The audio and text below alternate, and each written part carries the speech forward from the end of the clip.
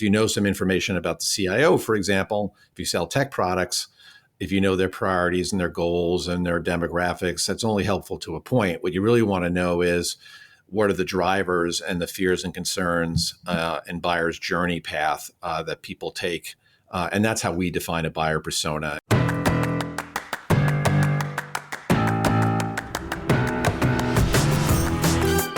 Welcome to the Marketing Expedition Podcast, an auditory journey through the latest in marketing, branding, and advertising. Now, here's your Marketing Expedition guide, Ray Allen. On this episode of the Marketing Expedition Podcast, I get to speak with Jim Kraus, and he is the president of Buyer Persona Institute, or BPI, and it's a leading authority on buyer personas and buying insights. In addition to his work at BPI, Jim is also an avid blogger, author of the Buyer Persona Buzz newsletter, and is currently working on a second edition of the book Buyer Personas with BPI founder Adele Ruvella. He also frequently speaks at events and podcasts to advance the thinking around buyer personas and buying insights more broadly. We're going to talk all about buyer personas, but first it's time for your Marketing Essentials moment, the basics that you need to help you continue to build your brand and your bottom line. Today's topic, we are going to discuss what a satellite media tour is exactly, because we just did one here at the Peppershock studio and was able to do 23 different stations across the country, either live radio, TV, online interviews conducted from a single day in a single location. And it was happened to be World Skin Health Day. And we had Dr. Portitella, a dermatologist, board certified dermatologist in the studio. And he was the spokesperson for a brand called CeraVe, which was skincare products. And so what we did is we had a satellite tour set up, or SMT. And it's really this PR technique used to connect brands with consumers by conducting a series of these television, radio, and online interviews. And it was really awesome. We had, of course, it was early morning. We had a makeup artist, Amanda Woods, come in and help make sure that the doctor was looking very good. And we had our producer here from the company that came to hire us in our studio to do this tour. Then, of course, the talent, Dr. Portitella. And then we had myself and our camera guy and working on making sure that everything went seamless without any hitches or flaws. And we did. We had a whole rundown of each time that was scheduled out for each person to interview Dr. Portitella. And what this does for the brand that is hiring a spokesperson for them, it helps get the word out about an event that's occurring, or in this case, World Skin Health Day. And why not better than to talk to a certified board dermatologist about the product, and then also the things that they're doing to make sure that they can go seek into various different communities that maybe otherwise don't have dermatology care, and or maybe some clusters of folks that maybe wouldn't afford to be able to go get dermatology care for World Skin Health Day. I mean, skin is your largest organ and is very necessary to take care of your skin. So in this case, the benefits of this is being associated with something that is good-natured, good for community, but also associating the brand, and then having an expert speak about it is super helpful. And it's an ability to reach a large number of people in a very short period of time, and then conducting those interviews and getting them out to the media outlets in multiple markets all that same day to ensure that the message is heard by as many people as possible, both broadcasting, traditional methods, and then also online. So if you have ever thought of something like this for your brand and what could it mean to have a satellite tour and be on various different stations across the country within a short period of time, we can rent out our studio and make it happen and then get the message out there. There are definitely some really good benefits to being able to do this, because then it's the time and the energy that's happening happening consecutively in the same time and day. So you have one setup, you have, one hair and makeup artist, one time, one trip for setup and strike. The cost is very much more lucrative to do it all at the same day and time. So anyway, those are some things that lasted about, I want to say 4 hours and 23 interviews within that time frame. With setup and everything, it was about 4 hours, but the time that the doctor was actually on camera was only 2. So that is something that can be helpful to think about in the people that you're getting to be on camera. They're very busy, they're experts in their field. So thinking about how you can maximize their time and how you can help build brand awareness. This was very beneficial for Dr. Portatello, also beneficial for Sarah V, also beneficial to promote World Skin Health Day. So just things that you can consider as part of your PR strategy and ways that you can implement getting a brand out in the world on the news. So thinking through that, if that's something that you have thought about wanting to do and incorporate into your brand, let us know. We can help. But also, when you see people that are talking about a brand and associated with something newsworthy that's happening, chances are they may have done a satellite tour. All right, with that said, let's get into our interview next.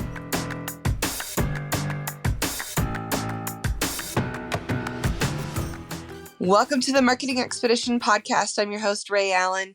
I'm the president and CEO of Peppershock Media and also the founder of the Marketing Expedition community. And today's guest, we have Jim here. Jim, welcome to the show. Thank you so much for having me. So Jim, I always like to start off just a little bit more deeper than what's in the bio. I want to hear a little more about you and your journey and how you got to where you are now and what you're doing now. Sure. Yeah. So I'm a market researcher by training. I've been doing it for a few decades now, for sure, both on the client and the consultant side of the house. And currently working with a organization that I'm president of, Buyer Persona Institute. And at Buyer Persona Institute, what we're focused on is really understanding how buyers make buying decisions, so that by providing insights about how buyers make buying decisions, the who, what, why, where, et cetera, we basically can take all the guesswork out of marketing, so that when marketing and sales professionals are trying to figure out how they communicate with their prospective buyers, there's no mystery about what are the things that are really meaningful to buyers and what's really going to influence them, and what are the things that are really going to gain their trust so they have confidence buying from you. So our whole focus is really developing buying insights to help marketing and sales. Can you give me maybe an example of how you helped go through this process with somebody, and kind of what sort of some of the steps you take? And obviously don't give away the farm because that's what you do for a living, but just kind of an overview of the process that you go through when you go through this buyer persona and how you help the clients that you work with.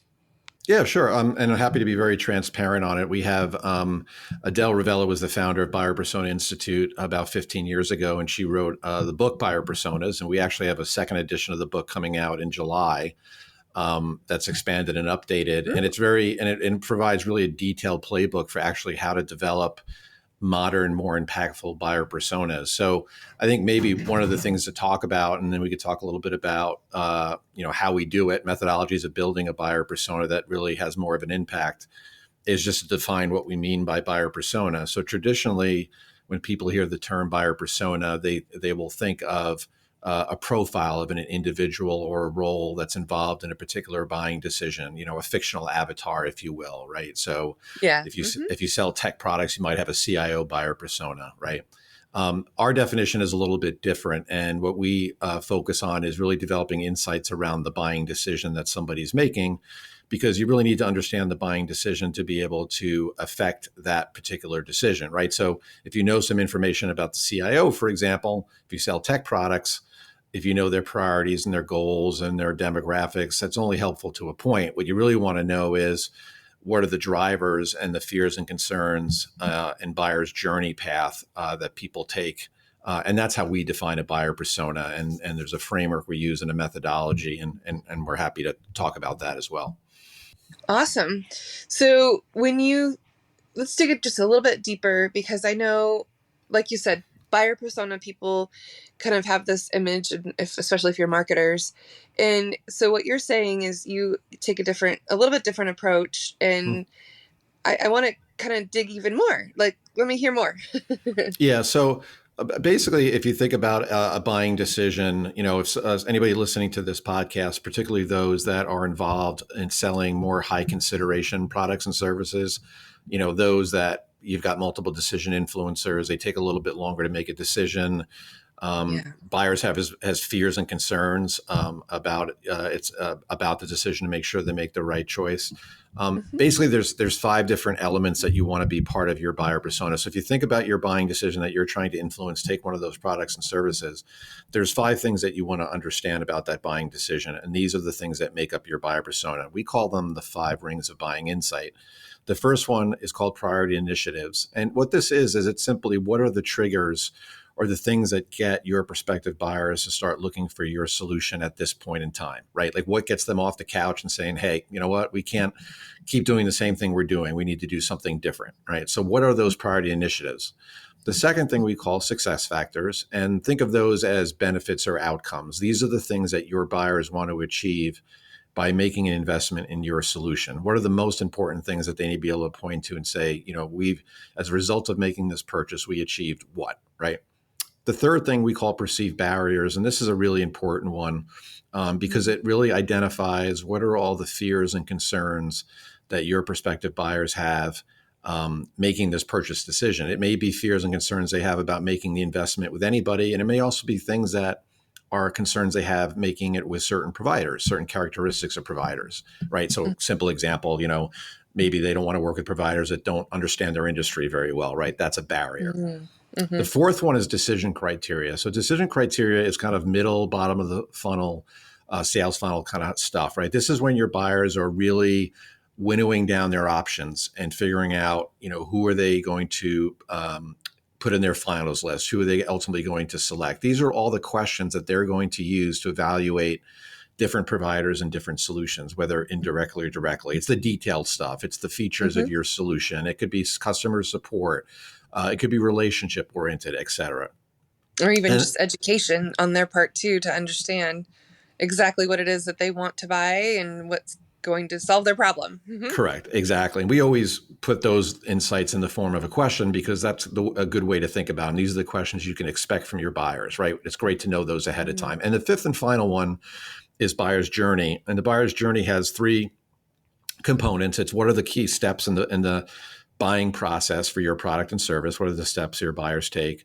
The second part of that is who are the key influencers and what is their role in the decision? And then the third piece of that is information sources and resources they use to develop an opinion, get informed, get educated, and really come up with a decision. So these 5 areas, if you just take a step back for a minute, and if you know all the insights in those 5 areas for the particular buying decision you're trying to influence, think how powerful that is. That's going to inform your marketing strategy, your sales strategy. It's going to inform your messaging. It's going to enable you to develop much more compelling sales assets, conversation starters, all those kinds of things. Right. And so maybe take us through something that you did for a client that specifically, like how you were able to help them identify some of those questions to ask, some of those, maybe it was a particular service or product that they were selling. Kind of walk us through like an example of one of those personas that you built with a client. Yeah, so the methodology to build a persona, right? So that the framework of the persona is fine, but the next question is how do you actually develop those buying insights? And the way to do it is to interview recent buyers. And what I mean by recent buyers are you want to go talk to people that have made the exact same buying decision that you're trying to influence. And these aren't necessarily your current customers. It's okay to talk to current customers, but they're going to have some inherent biases and they're going to be a small part of the story. What you really want to find is buyers that maybe never looked at you, right? Buyers that maybe looked at you and selected somebody else, right? You really want to represent the market and find these recent buyers. And recent buyers are those that have made that buying decision in the last maybe 6 to 12 months. The kind of interviews that you want to do they're qualitative in nature, but they're a little bit different than the typical interview you might have for a research study. And what you do is really you want to understand the buyer's story. We really only ask one scripted question at the very beginning. Say, take me back to the day when you first decided you needed X, and X would be whatever your solution is, and tell me what happened. And what Mm-hmm. you do over there, interviews typically take 30 minutes. And what you can do is you just take them literally through that initial trigger, what initially started this thing, all the way until they made a final decision. And you ask a lot of questions about how they identified it, how they identified options, how did they winnow down their choices, what types of information was the most useful, what are the key questions they were asking providers that help them really get educated about this particular purchase decision, and how did they ultimately decide who they were going to put on a finalist list and who they were ultimately going to select. So they're in-depth interviews. They're more like a journalist might interview, right? Because the buyer has a story to tell. Your job is to really understand that story. So if there was a particular client in mind that came up, I mean, just that you worked with this process, like got them and understood. So you interviewed even buyers that didn't buy from them, which is genius, by the way, and sometimes hard to track down. That's amazing that you're able to do that and find those people, first of all, willing to even spend half an hour with you.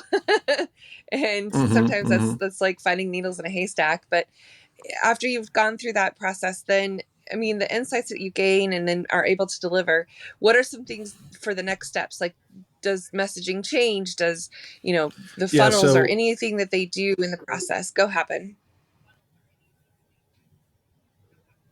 Yeah, no, absolutely. So just real quickly, in terms of finding recent buyers, the way to do it is there's a couple of different ways to do it. You can use your own databases. You may have good sales databases you can tap into. It is okay to talk to some current customers.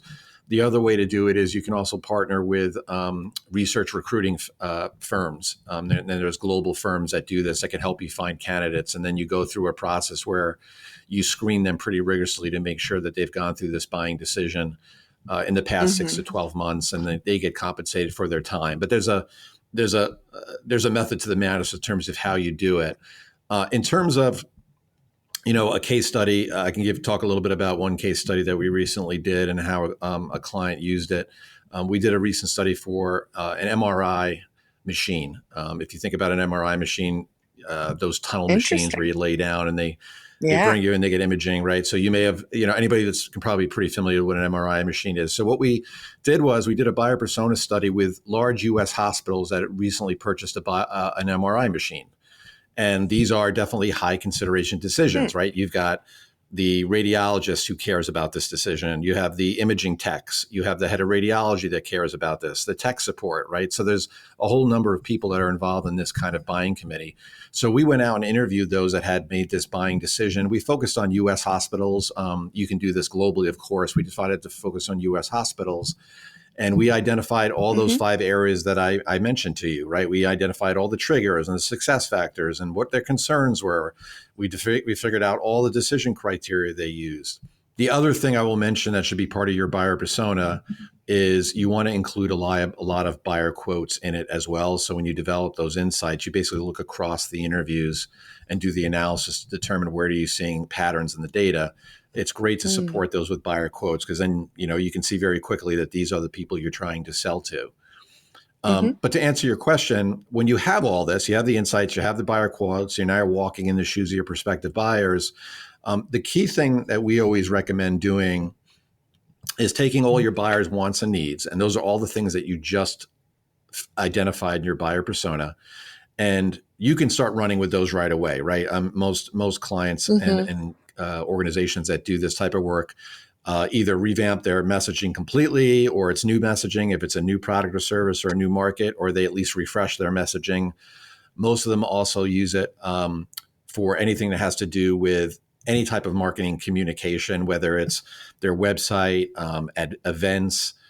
They use it a lot for sales enablement to provide their sales force with conversation starters, how to handle objections, how to give them answers to key questions that they're likely going to get during the sales process is a common way they use it.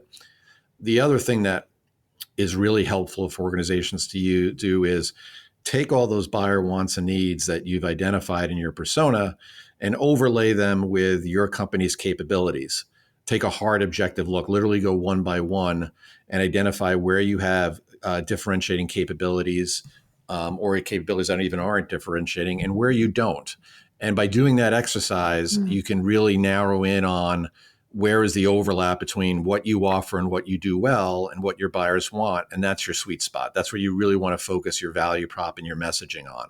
And that's something that clients that get the most use out of these personas do that exercise. Mm-hmm.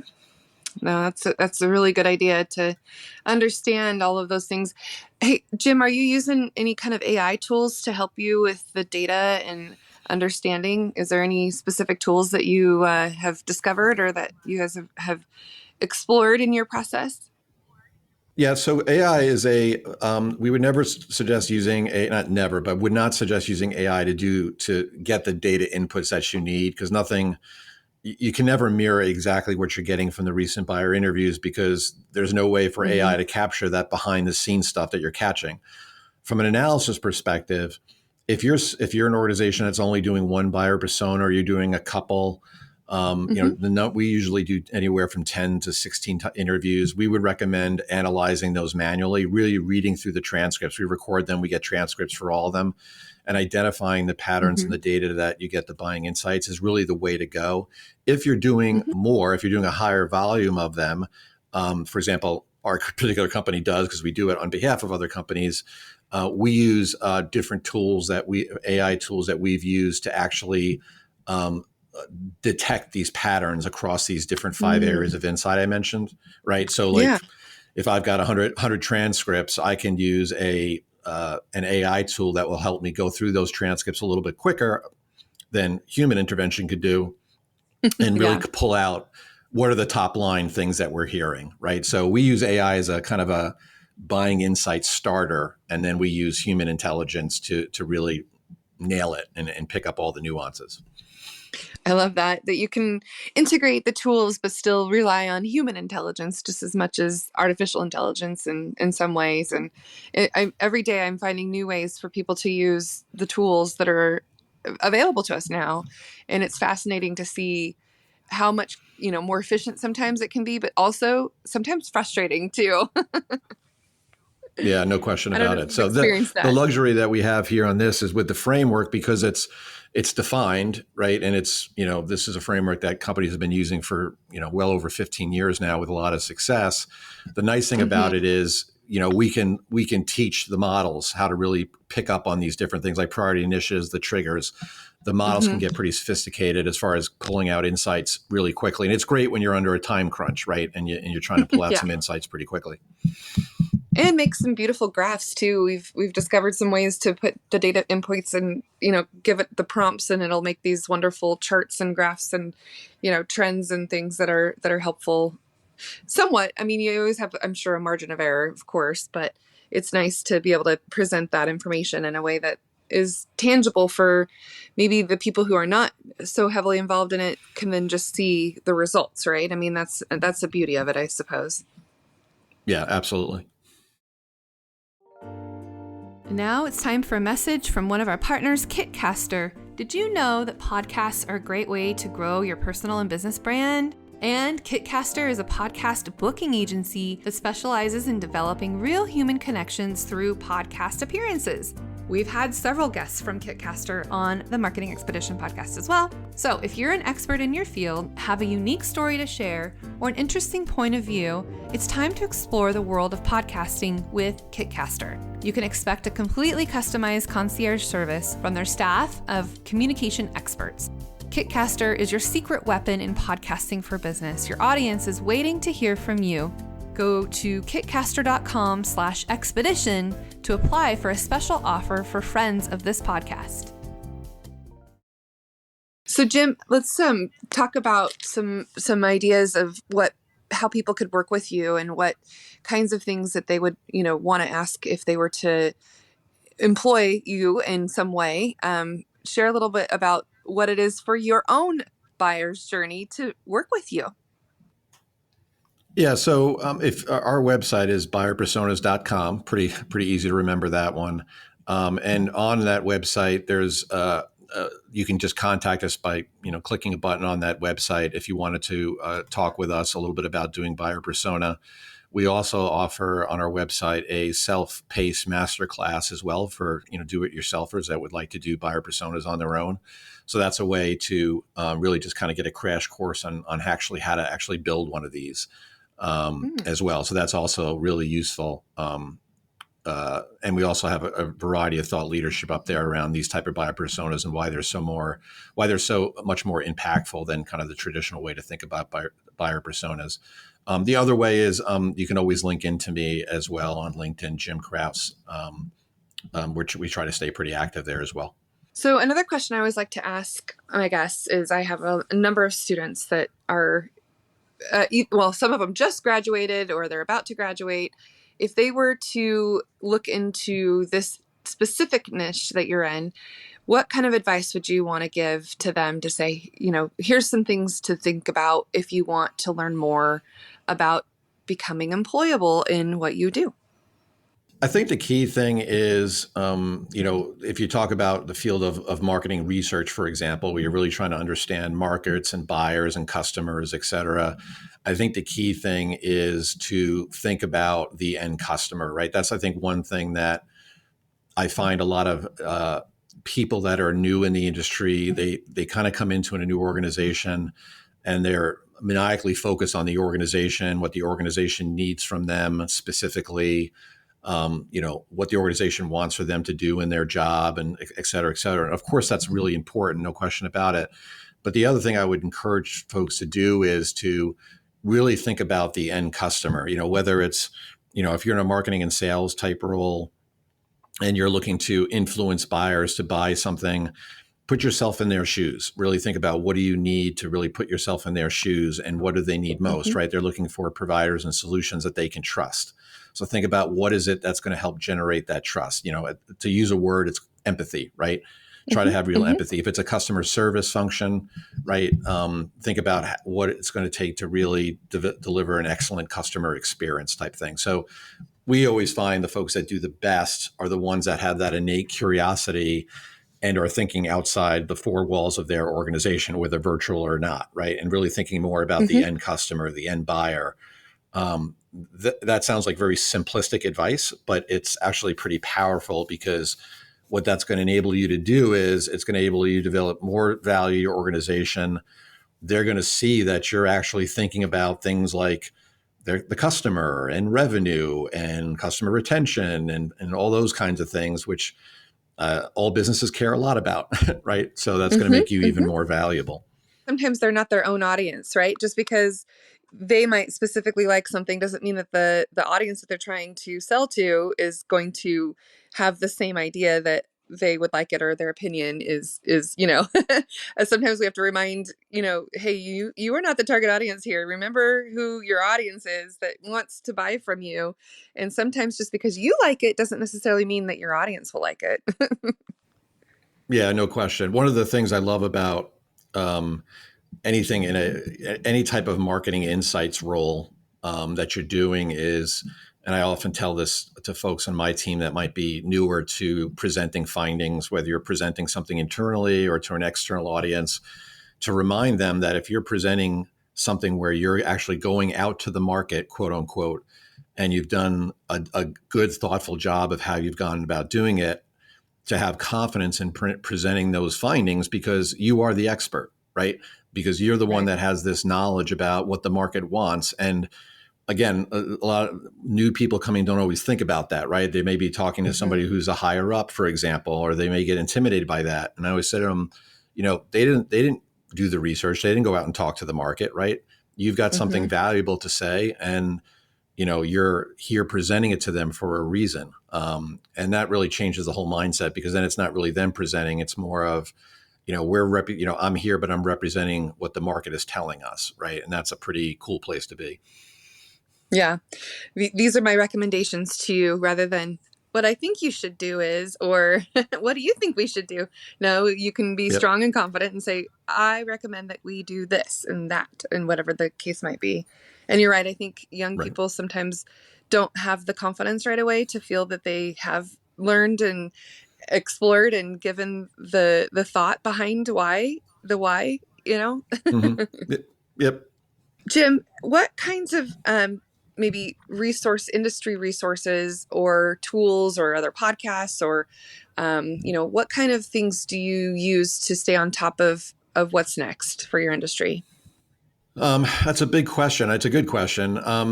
Any number of things, right? So, Buyer Persona Institute, a division that I run, is part of KSNR, which is a larger market research firm. And we do a variety of different things in terms of staying up on the industry. We read a lot of academic type papers. We read a lot of more business practical type papers. We attend a lot of. We try to listen to as many webinars as we can and podcasts like this, for example. Those are the major things that we do to stay on top of things.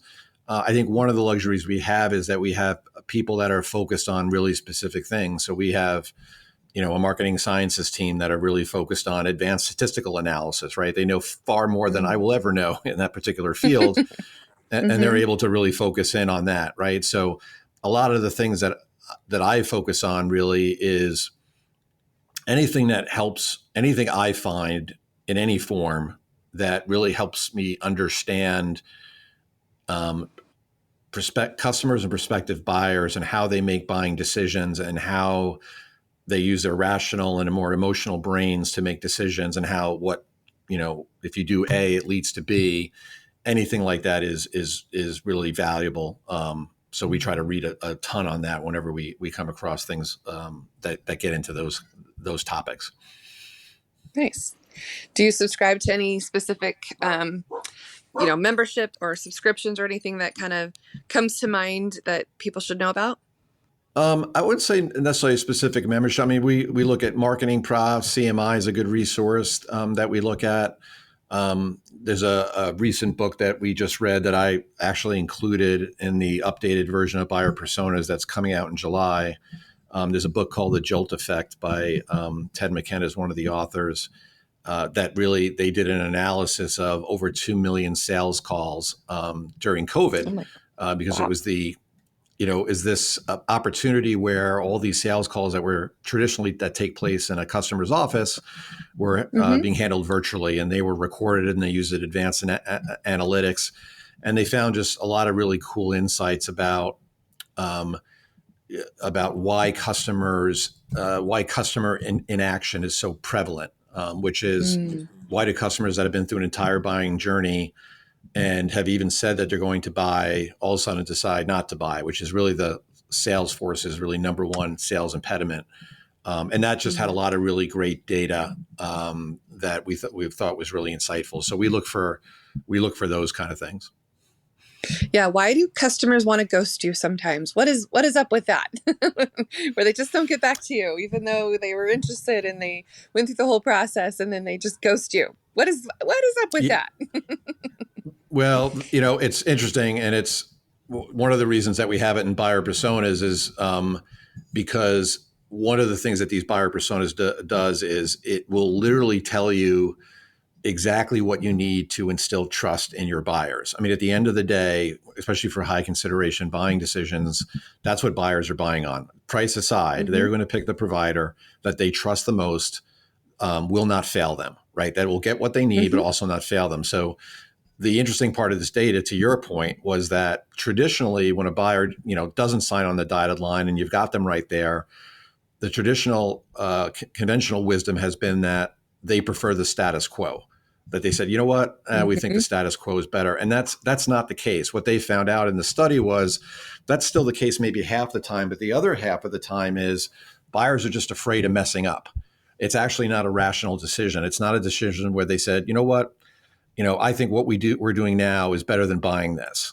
More times it is, I'm afraid to make a mistake. I'm afraid that, the organization won't use this, or something's going to negative is going to happen. And it's such a big finding because traditionally sales forces have been trained to, when they face a customer that is not buying, right, that's kind of right there, they try to relitigate the sale. They try to, push the benefits and everything. And all that really does is it just increases the anxiety of the buyer. They found out it has the opposite effect.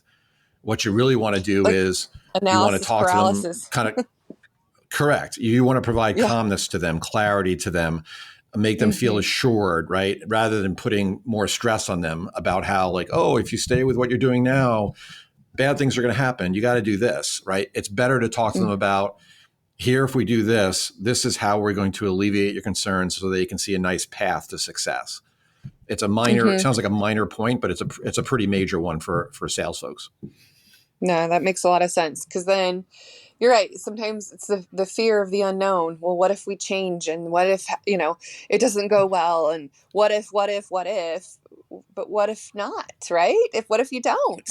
And then you're just going to be stuck in that limbo as to, the whole reason why you wanted to go through the journey in the first place. And yeah, Exactly. I can, after doing this for 20 years, I've definitely seen that happen where people are so excited and they're all gung-ho ready to buy. And then it just fizzles away because they're afraid to change and they're not comfortable with the uncomfortable right away. And anytime you get into a new relationship or situation, there's always, a little bit of feeling it out and figuring it out, but it's just getting them past that point to then once they do buy, then there's a whole nother process of making sure that they're retained and consider continuing with you over a long period of time. And that's the joy in what we get to do, isn't it, Jim? Yeah. I mean, there's no question. I mean, one of the things about when we were talking about buyer personas and we talk about success factors, which are that's the insight that focus on benefits and outcomes. The way to think about that's fine, right, to have them. But what's really important is, so if here's here's 7 things that we know our prospective buyers want to achieve if they buy our solution. If you know those things, the next question becomes, okay, well, how can we instill trust that they're going to achieve those? So you want to do things like focus your case studies and customer references on those types of outcomes so that they can see how other customers actually achieve those things. Show them methodically how, for those success factors, how they can be achieved. We're going to do X, Y, Z, and that's going to lead you from A to B, right? So they can actually see it. So that's the power in it, because now you're not just focused on, hey, we can achieve these 6 things for you. Guess what? Your competitors are probably saying the exact same thing, right? What you want to do is show them a path and make them really feel confident that if they go with you, the ball's not going to be dropped. They're going to achieve these things that they want. Yeah. And I think that's a big part of it too, is keeping your customers that you do get happy so that you get other customers, because they're going to give you a referral or a recommendation or some, review that's a positive experience. And that continues on throughout the entire process of working with a client. I mean, it's one thing to get them on board, but then it's another thing to continuously service and delight them beyond the sell of the process, right? Yep. Yeah. Well, no Jim, doubt. any last kind of thoughts that you'd like to maybe summarize or share with our audience that I haven't already tapped into yet? Anything else you'd like to give as far as some wisdom nuggets here? Yeah, I mean, one thing I would maybe say is, we talk to a lot of clients and organizations that are doing different things in marketing and sales and in buyer personas respectively. And, if you're an organization that has either buyer personas that just don't get used, right? Or you have too many buyer personas, either way, what's probably happening is your buyer personas are focused on profiling a particular individual or role. And that's just going to be very limiting. You're just not going to be able to, there's not a lot you're going to be able to do with that to actually influence buying decision. So if you're in that situation and you're looking for maybe a different or a fresh approach that's actually proven, that actually has really got some teeth, think about this approach. And, like I said, buyerpersonas.com is our website. Feel free to go there. We put up a lot of thought leadership that you can read more about it. And again, we do have the masterclass if you want to do something like this yourself. That's something you can certainly do as well. But there is a better way, I guess, is my message. That's great, Jim. Well, thank you so much for being on the show today. I really appreciate you. Yeah, thank you so much. I really enjoyed the conversation, Ray. And for those of you listening, the best thing that you could do for Jim and I both is to share this with others. And of course, give the podcast a review, because that always helps us all get seen more and grow. And until next time, everyone, enjoy your marketing journey. Thanks for listening to the Marketing Expedition podcast. Want to continue the journey? Don't miss out on new episodes. Subscribe on iTunes, Spotify, Amazon Music, or wherever you get your podcasts.